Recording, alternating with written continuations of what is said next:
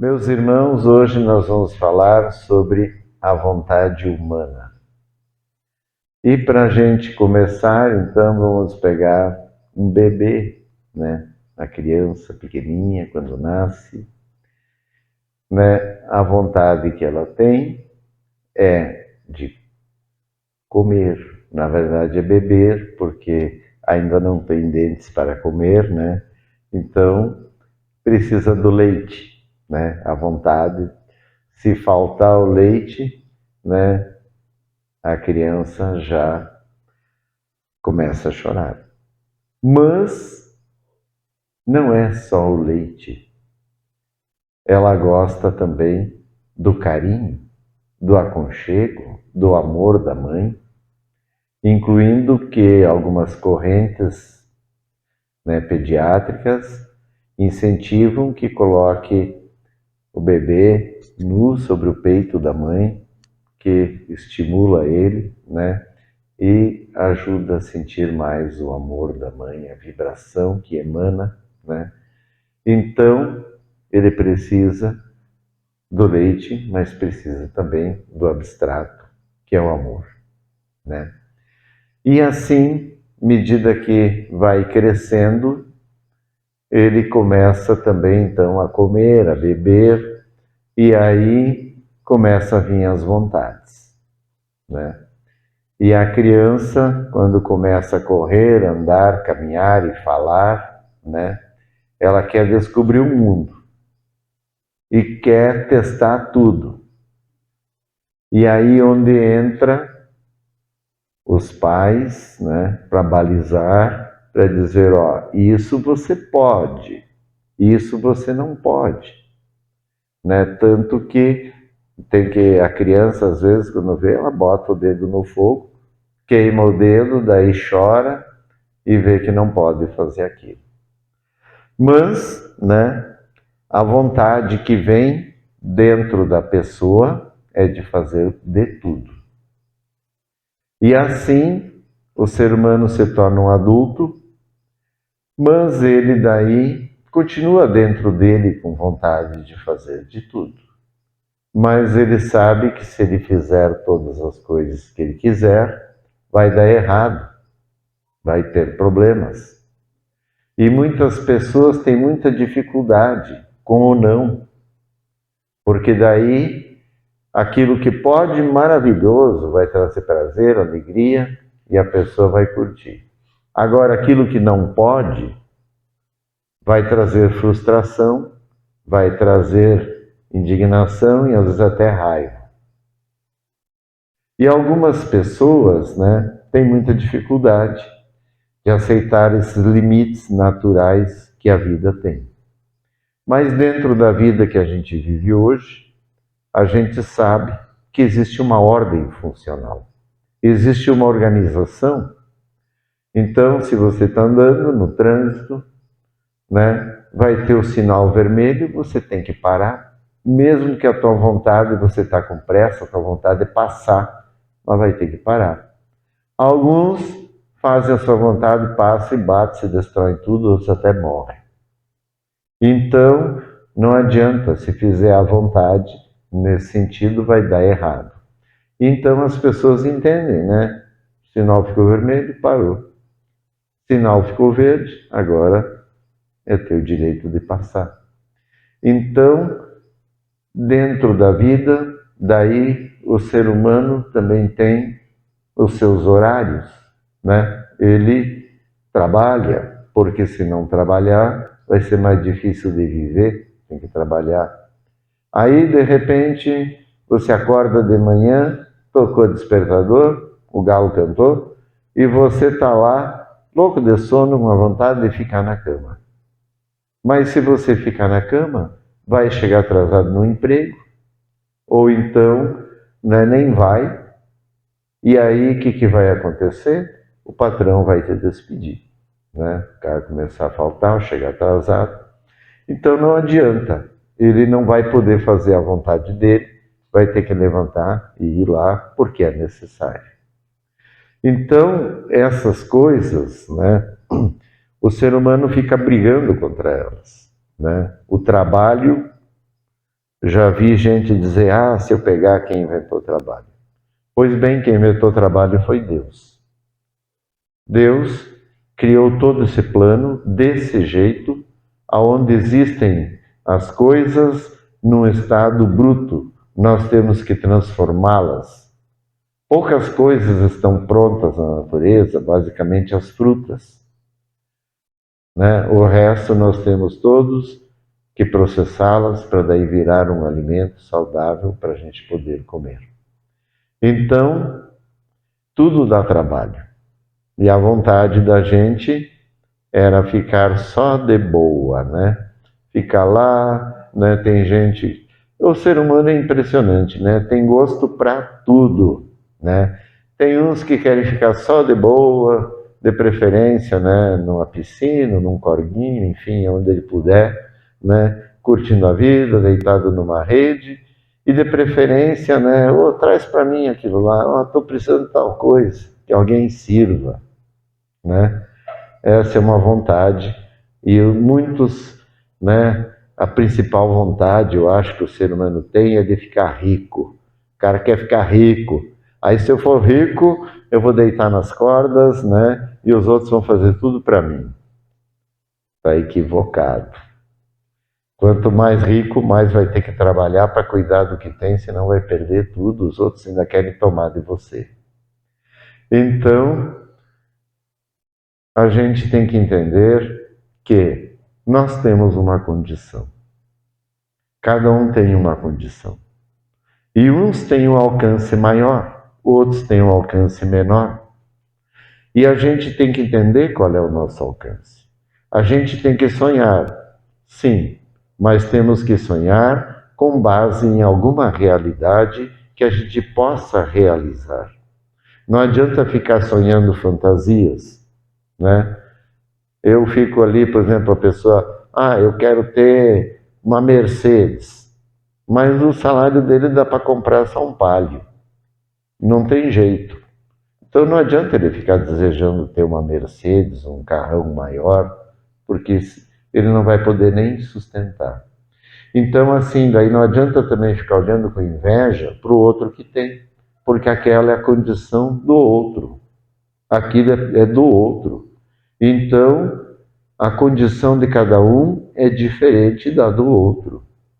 E o ser humano tem que aprender a viver com o que ele tem e não ficar desejando as coisas do outro.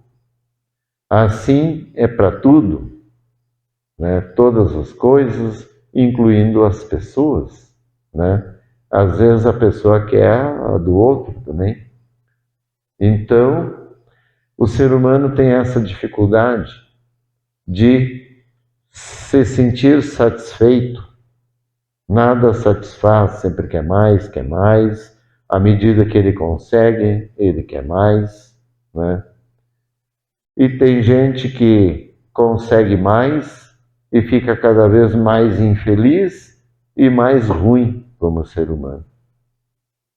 Então, tem que poder parar e balizar e analisar nossa vontade, para ver que nós temos uma realidade e que nós precisamos viver de acordo com a realidade que nós temos.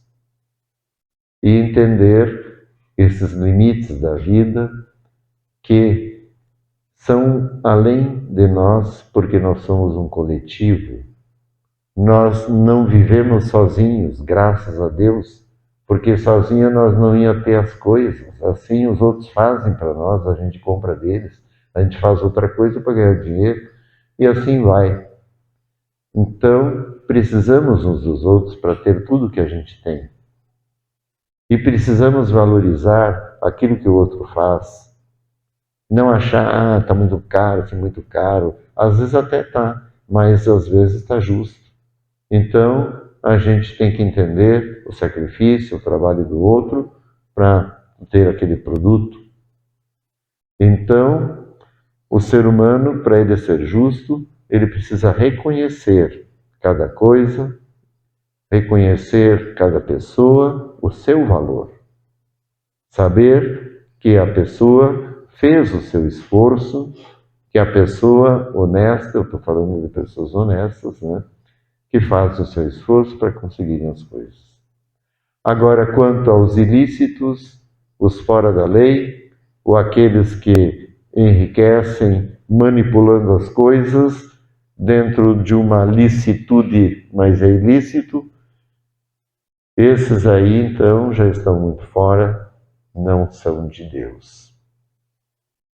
Então, sabendo de tudo isso, quando Jesus veio aqui na Terra, aí os apóstolos chegaram para ele, né, e disseram: Mestre, nos ensina como orar. Aí Jesus disse: quando fores orar, ora assim: Pai nosso que estais no céu, santificado seja o vosso nome. Venha a nós o vosso reino, e seja feita a vossa vontade, assim na terra como no céu. Então, Jesus já balizou logo que a vontade é a de Deus, não é a nossa. A nossa vontade tem que entrar em sintonia com a de Deus. E assim o ser humano tem muita dificuldade para entender isso. A gente pode rezar quantos Pai Nossos quiser e de repente está ali brigando por uma vontade depois. Nem percebe aquilo que orou, aquilo que prometeu ao Pai. Então, o cristão, aquele que quer seguir Deus, quer seguir Jesus, ele tem que entender que a vontade é do Pai. Porque se assim for, ele vai ter a vida eterna e vai poder viver na glória junto com Deus, na infinita perfeição da eternidade da luz. Agora, se ele quiser fazer a sua vontade, diferente da de Deus, ele nunca terá a vida eterna. Ele vai perecer, porque vai ter a segunda morte, que é a morte do espírito nas trevas. Não antes de acertar todas as dívidas, cada centavo que ele tiver que pagar. Então não temos para onde correr. Nós precisamos entender esse processo que é a vida, que é para ser uma purificação do nosso espírito, para a gente se livrar do mal, para conseguir a vida eterna. O resto tudo é balela. Nós temos que saber quem tem o poder. Não adianta seguir correntes aonde por trás não tem o poder da luz, não tem a força para poder fazer algo por vocês. Nós sabemos que Jesus curou e cura até hoje pessoas. Nós sabemos que ele ressuscitou mortos, curou aleijados, então ele mostrou que tem poder. Quem mais fez isso? Buda fez isso? Maomé degolou um monte de gente, mais de 600 pessoas. Então, né, o único que tem o poder é Jesus. E se você se ligar a ele, você vai descobrir isso, porque ele vai balizar a vida de vocês o tempo todo e vai impedir que você pratique coisas do mal, impedir que você se dê mal na vida. Porque todo aquele que pratica o mal vai se dar mal. A princípio, pode até se dar bem aqui nesse mundo, mas vai se dar mal no final. Então, não temos para onde correr, temos que enfrentar a nossa vontade, que esse é o grande problema da humanidade, seus desejos. E ele tem que enfrentar a sua vontade e saber o que é lícito por Deus e aquilo que ele vai fazer com tranquilidade, sabendo que a sua espiritualidade está boa. Porque não adianta se iludir. Deus é justo. E se você quiser a justiça dele, seja justo com os outros, com os filhos dele, que todos são filhos dele. E a gente tem que olhar para todos com amor, com respeito, mesmo que aparentemente parece que a pessoa não mereça, mas respeite ele, porque há misericórdia. E nós estamos vivos pela misericórdia divina. E Deus nos dá essa condição de viver enquanto Ele quiser.